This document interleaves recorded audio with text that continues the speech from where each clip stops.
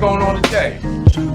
Man, I got meetings all day long, and a bunch of sports betting on this French Open. That's about it. Oh, okay. Hey, what's up with the golfing? You play golf? I'm garbage. I did find out that I live off of hole 7. I live on Yeah, hole 7, so I do know yeah. that. That's Well, all I know. shit, man. I'm trying to swing some. Hey, look, I got the passes. I got the passes. I don't use them, so. Okay. Well, you gotta let me know, man. You gotta let me know. Well, hey, man, we're gonna get ready to get started. 3, 2, 1. What's up, y'all? It's your main man, Jay Sands. Sands on sports, hip hop, and sports entertainment at its finest. That's right, y'all. The big kid is at it again, and we are into season 5. And I've been saying it the whole season 5. This is the first hip hop podcast started in 2000. No, hip hop sports podcast started in 2008.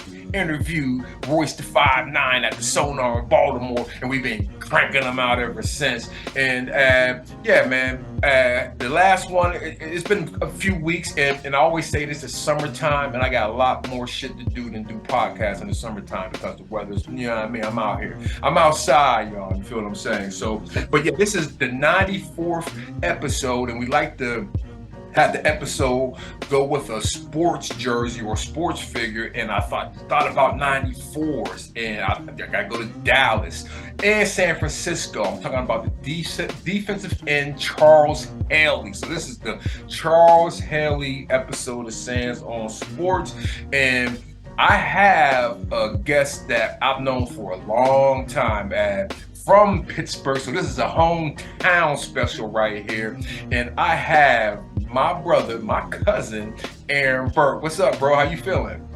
What's up, Big Nuke? Everything good? Nuke too. Hey, Nuke too. This is a cat. Matter of fact, I be trying to get Noops on the show, but I don't get too many Noops on the show. So yeah, this is a Nuke. I see your cane too. Oh shit. Oh yeah, you know I'm representing. I got my Antonio Brown signed helmet. I don't know what it's worth anymore, but it used to be worth something before he went crazy. Wait till he goes to the Hall of Fame, because he is going to the Hall of Fame. So wait till then. And I got some new swag too. You see my Pittsburgh Steelers banner. My mom just got me, so just add on to the legacy of the Pittsburgh South. Acrisure Stadium South. This is it right here. You know what I'm saying? So yo, what I like to do, man, is have people give about a 20-second bio of themselves. So can you just break down, like, for 20 seconds real quick, who you are? Man, Aaron Burt, like you said, I'm from Pittsburgh, Pennsylvania, born and raised. Came out here to Baltimore, Maryland to go to school in 1996. Graduated with a bachelor's in elementary education, became a teacher, did my master's at Towson, was doing my PhD. One of my frat brothers got me involved in a networking company. It blew up ridiculously big. I haven't had to work since June of 2003. And just raising 4 kids and got an amazing wife and just doing my thing day to day. No doubt. Well, what we like to do is ask the guests their favorite team, starting with football. Only one team, it's the Steelers. Okay. What about baseball? I gotta ask. I know the answer, man, but I gotta ask. What about baseball? It's Steelers, Pirates, Penguins, look, Marauders, whatever. I'm Pittsburgh everything. Yeah, got you. Well, what you're from Penn Hills? I'm from Garfield. Okay, got you. Well, hey, East Side, still the East Side. You remember we used to connect down Mort's house. I always I think my wife's whole family's from Penn Hills. You know what I mean? Well, that they are. Yeah, the family, the ones that got money from Penn Hills. From Garfield. Okay, Garfield. Shout out to my man Joe Money, Yusuf De Niro. He's from Garfield too. But I know a lot of dudes from Garfield. Well, check this out. What sports did you play growing up in Garfield? Yeah, so I played baseball since I was 7 years old. I played all over the city, but I was mainly a Stanton Heights baseball player. I played for Shenley High School. I was a wrestler. I finished 3rd in the state of Pennsylvania at 160. Wow. So wrestled my whole high school career. So I'm a letterman in wrestling and baseball. No doubt. Awesome. Well, check this out. This is something called Back When I Played. So can you give me a story of back when you were playing? That Al Bundy scored 4 touchdowns in one game. Yeah, give me one of them. Man, I remember. This is not even so much sports related as it is. Well, it is. I Yeah. was I guess I was 14, 15. And I was in a tournament out in North Allegheny. Okay. So being from Garfield, I don't know nothing about playing out in North Allegheny. But went out there. I showed off, man. I got the Yeah. MVP of the tournament. They said that was the best young catcher they ever seen. So a Mm. couple weeks later, I got a phone call from the head coach at North Allegheny saying that they were going to Tennessee and they wanted to bring me on. It's called a taxi player. They wanted to Yeah. bring me and come with them to Tennessee. So they had to go through my coach, go through my dad and my mom. And I got permission to travel with this team. Only black kid to travel with this team all the way to Tennessee. So we get down there and I didn't have my glove. Oh. My uncle Garland, check this out. My uncle Garland Yeah, Garland. saw a lot of promise in me. This man, he bought me a catcher's mitt, No but doubt. it's crazy hard to break the mitt in. Yeah, you right? got So, take time. Yeah. so I had my broken glove in my bag with the team, so I had to take my new glove to Tennessee with me. Yeah. So I'm all hyped up. They touted me as the best thing coming. They already seen me play. They knew I was going to be the man. I got this brand new glove, and this pitcher's gas. Listen to me. Every single pitch bounces in and out of my glove. Yes, sir. Yeah. And look, this dude is throwing a no-hitter. Yeah. So the kid throws a no-hitter. I don't think I squeezed but 3 or 4 balls the whole time. I look like an absolute fool. Yeah. So this big-time catcher that got recruited to come play, I didn't catch 1 ball clean during a no-hitter. Oh man! Wow, that's crazy. Yeah. So that when you think of stuff, it's not so much always the good times that it's like pretty true. Sometimes you remember that traumatizing moments because it was supposed to be important for me. And that same trip, we were playing Tonk. Okay. Being team, right? So I'm crushing these kids. These I don't want these white boys from North Allegheny, but I'm just doing it to them. I only had but $120 that my dad sent down there with me. I'm gambling the money. I flip it into like 6 something, taking all their money. They're not my friends. I don't know them. So I go out, to we play the next game. I come back. These cats stole my money. Yeah. Stole my money. I'm by myself. I'm in tears. I'm calling my dad. I'm like, yo, they stole my money. I go to the coach, and he couldn't believe it. He couldn't believe it, and so long story short, he gave me back the money I had, but not the money I won. Yeah. And that's the thing about it, man. A lot of brothers, that's why they stopped playing baseball through high school and stuff because of the bunch of white boys. You got to deal with white boy games. Dude took my money, man. Yeah. Well, hey, I'm glad you got it back, brother. I'm glad you got it back. Check this out. Insane. You hear the sound right here. That sound means we are going out of the first quarter and we are headed into the second quarter. Now, hey, man, we just got through with a baseball story. So are you watching the Buccos? Are you paying attention to the Pirates? Yeah, I'm watching the Buccos. They're grinding it out. They had a great start to the season. Then they went through that little 10-game slump. Now they're back on it. They got that old man pitching like he's Clayton Kershaw right now. So I do a lot of sports betting, man. So I'm on every team right now. Yeah. Got you. Okay, so wow, I didn't know you were into that. That's I'm scared. I'm in it heavy, man. I've been in it heavy. Oh wow, I gotta have you back for that conversation. We're gonna have to do a whole nother joint about sports betting, no doubt. Well, check this out. You're a baseball dad, so the connection with your son, is he a Bucco fan? Because if he's not a Bucco fan, I don't want to hear nothing about your baseball credentials. If he ain't rocking with the Buccos. He is a San Diego Padres fan. Fernando Tatis, Juan Soto.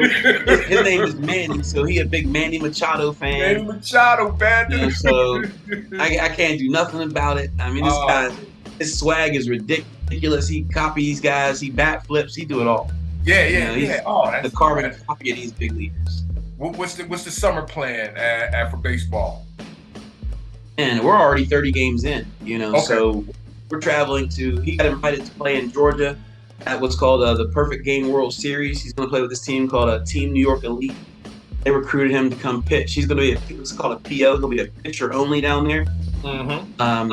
We're doing that. We're going to the Travel Baseball World Series in Dayton, Ohio. That's a week-long trip in July. No doubt. He's in the All-State games in Salisbury in August. You know, we got 4 more tournaments. Yeah, he's on the number 1 team in Maryland, and their team is ranked number 39 in the country. You know, so yeah. It's a pretty intense. It's an all-day, everyday thing. I mean, the schedule's ridiculous. The only day he has off is Monday. And that's what a lot of people don't understand is that the parents are putting in work just as much as the kids. You know what I mean? My brother has a daughter who's in high school running track very well, and they're every weekend on the road somewhere at a track meet out of town. The parents are putting in as much work, man. So yeah, salute to that, brother. Salute to that. Pleasure hard.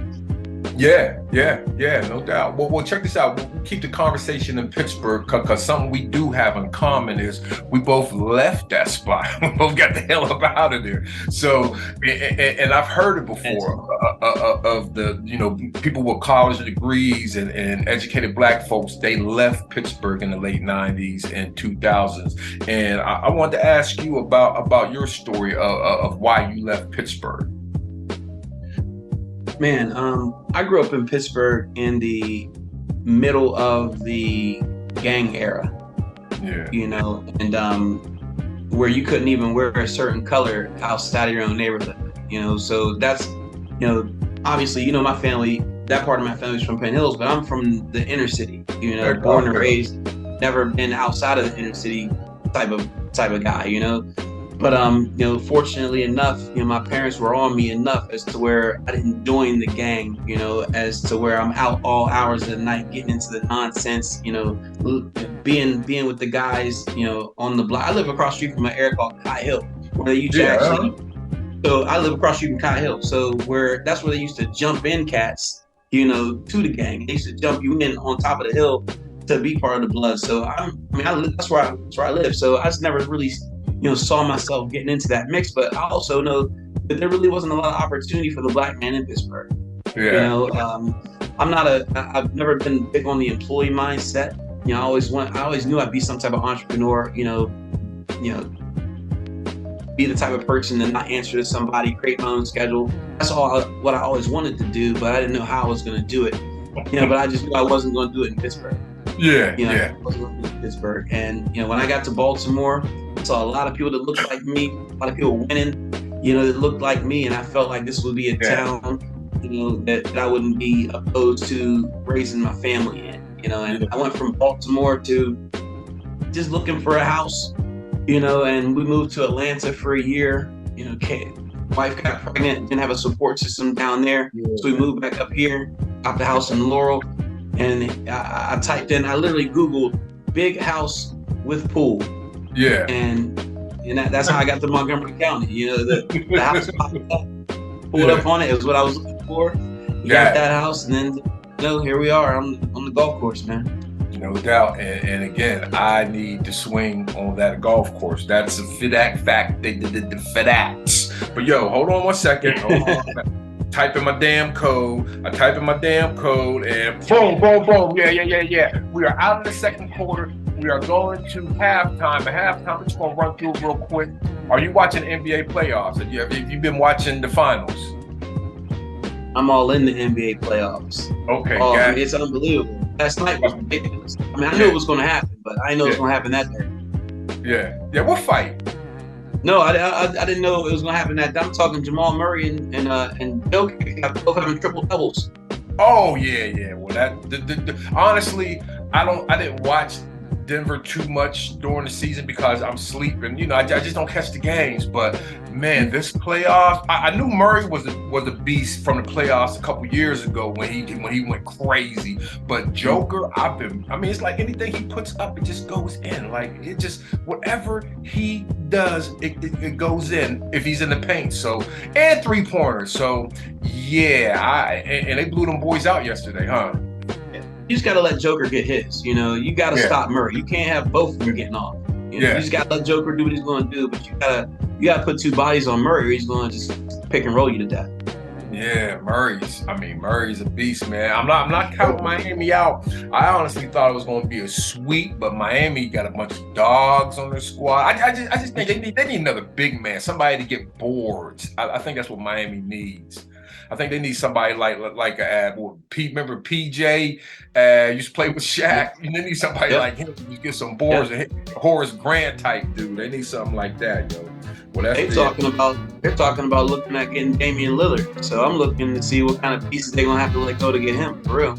Yeah, they're gonna let go something. But I like Bam, but it's just like, who else is in there to help Bam? Bam's going for rebounds, getting tossed around with the big joker from Gordon. All they do is throw the. Gordon got a little mouse in the house. They throw the ball to Gordon. He don't even think about it. He just turns around, jumps up. He looks. Oh, there's the rim. Boom. I like him. I like Aaron Gordon. I like Aaron Gordon. Yeah. I'm a big Michael Porter Jr. fan. He's a little soft to me, but if he starts getting cooking, I like him in Denver. I like him a lot. If he stay healthy. Porter don't want nothing, no action inside the 3-point line. Anything, no. It's like a force field. As soon as he comes in, I gotta get That's right. That's exactly how he is too. Oh man. Well, yo, man, you hear the sound? That means we're going out of halftime. We are headed into the third quarter, and heading into the third quarter, brother, I want to ask you about HB. You went to HBCU, correct? All right, man. Yeah, Morgan State University. Okay, I went to University of Cincinnati. That's white school. You know what I mean? Way bigger than Morgan State. You feel what I'm saying? So I want to ask you about how it was, because Deion Sanders made it real famous going to Jackson State, and people started focusing on HBCU athletics and whatnot. What was your experience, going to a black school, going to the games, basketball, football? Did you even baseball? Did you try out for the baseball squad at Morgan? We didn't have a baseball team. We didn't have a baseball team, man. We had a wrestling team, right? And the year I got there to wrestle, they passed the Title IX law, and they took the funding from men's wrestling and put it into women's bowling. Okay. So now Morgan has a D1 women's bowling program. I mean, they be on ESPN and everything. They're legit. Wow. So they took my funding, gave it to them, but they let me stay. And they gave me tuition and fees. I had to pay my own room and board. Okay, got you. The only reason I went to Morgan is because your wife went to Morgan. To be honest with you, I had no plans on going to Morgan State. My favorite cousin was there, and so I was like, that's where I'm gonna go. My best friend followed me, so I had my roommate next to me. And my other roommate was his son just got to the league. His name is Brandon Boston. Oh yeah, been paying so Yep. We breaking up. I've been paying attention to him. Yep. Breaking up a little bit. Yeah. Can you hear me still? Yeah, I hear you. Yeah. I've been paying attention to him. Okay, yes. So my roommate in college was Brandon Boston Sr.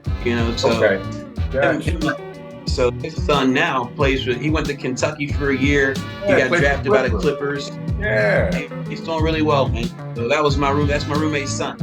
Oh wow, that's ill, man. I've been paying attention to him because Mr. Seif has been brought him up a long time ago. But yeah, man, that's dope, man. I've been seeing I see his dad on Instagram. Dad real proud, you know what I'm saying. So that's always a good look. You know what I'm saying.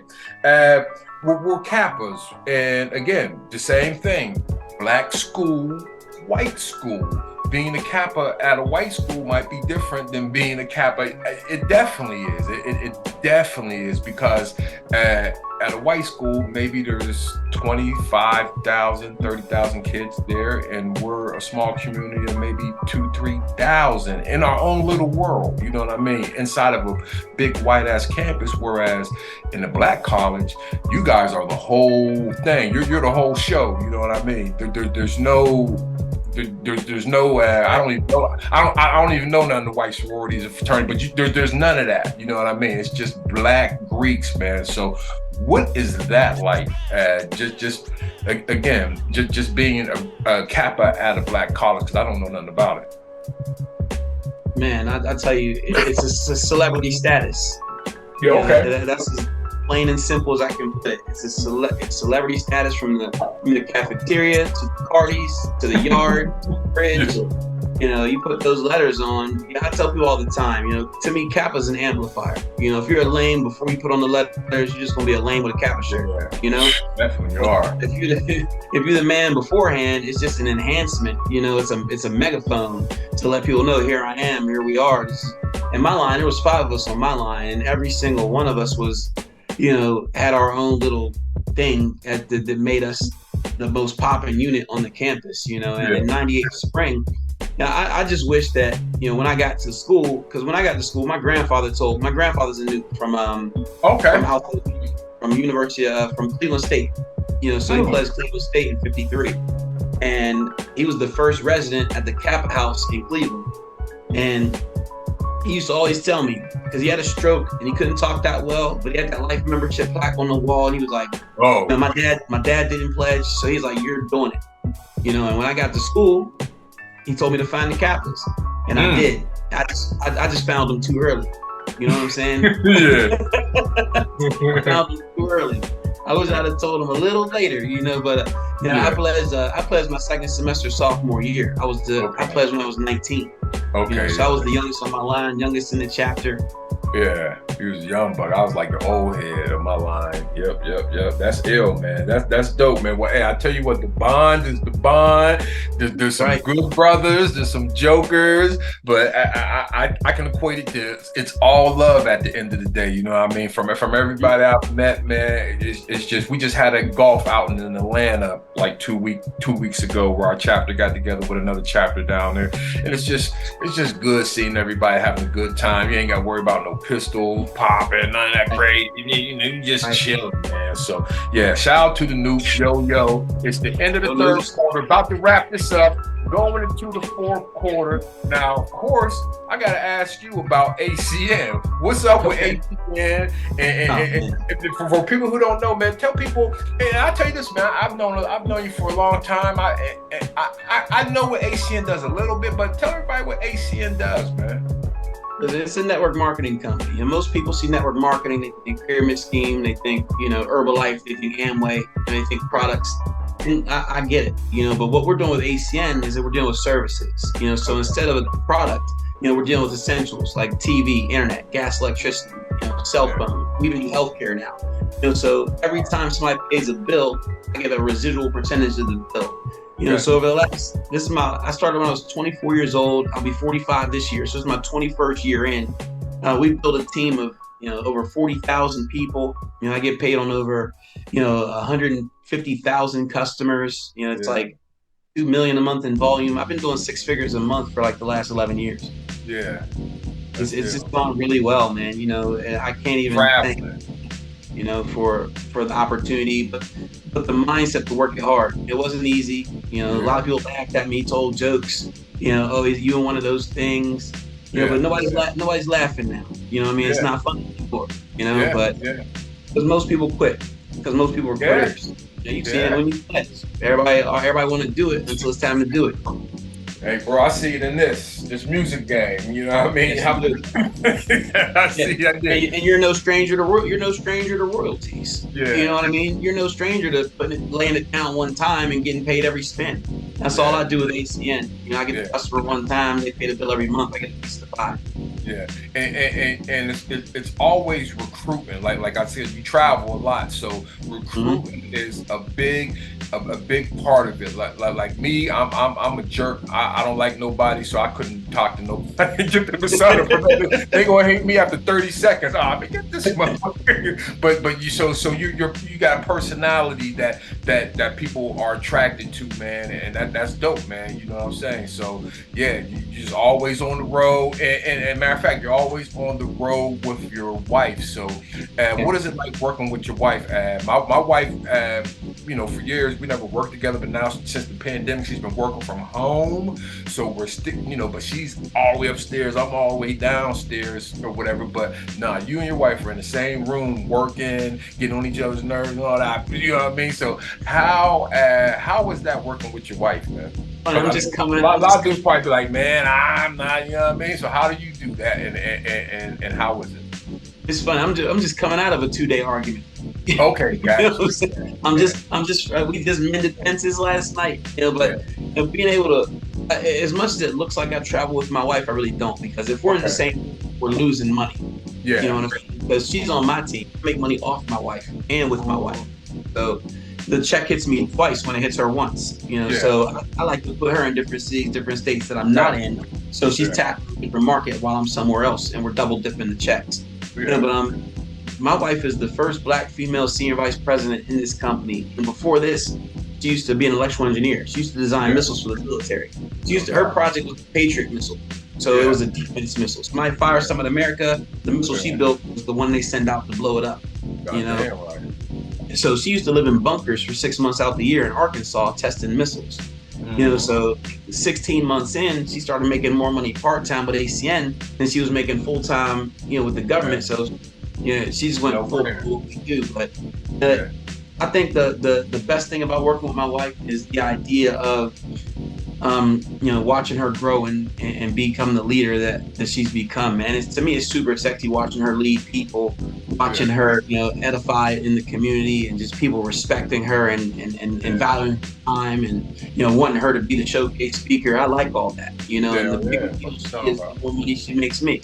Yeah, that's dope, man. That's dope, man. Hey, shout out to having a smart woman. That's Jay Sands' advice on life for the fellas. Hey, game changer. Get one that got a brain. Right, that's a game changer.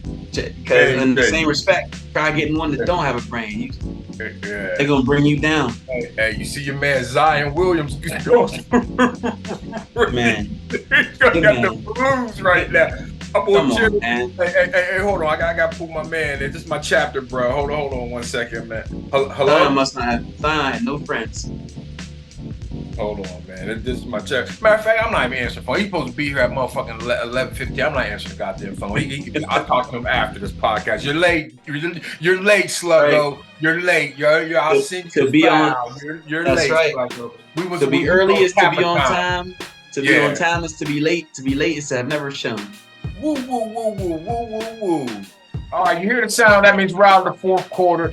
And Aaron, I want to thank you for coming on Sands on Sports. You had a wonderful episode, brother. You hit 13 threes, had a couple drives to the paint, layups, defense. You had 14 home runs, switch hit left and right. We even play hockey, so you had a couple goals. But check this out, man. On the outro, I just want to say this, man.